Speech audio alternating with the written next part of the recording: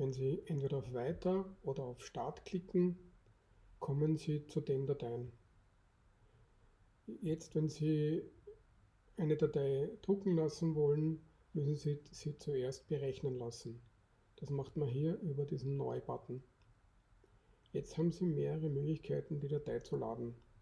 Sie gehen auf Datei auswählen.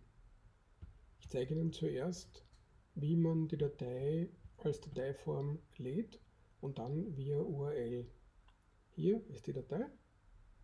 Sie laden die Datei hoch, Module in Viewer, und sofort sehen Sie die Datei. Sie können hier heranzoomen, Sie können um die Datei herumgehen. Das System im Hintergrund lädt die Bezeichnung aus der Datei. Sie können die Bezeichnung überschreiben, es muss aber ein Text sein. Und dann empfehle ich, einen Standarddrucker auszuwählen, Standard Browser.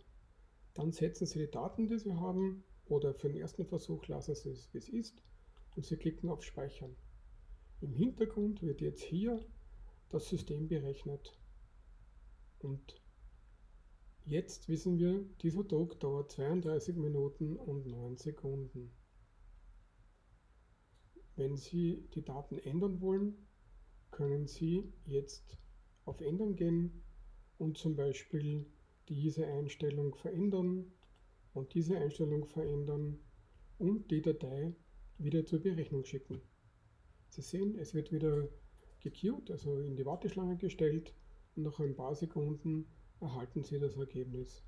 Und die Einstellung, in dem Fall dauert es genau gleich lang, das heißt die Einstellungen waren für die Zeit unerheblich.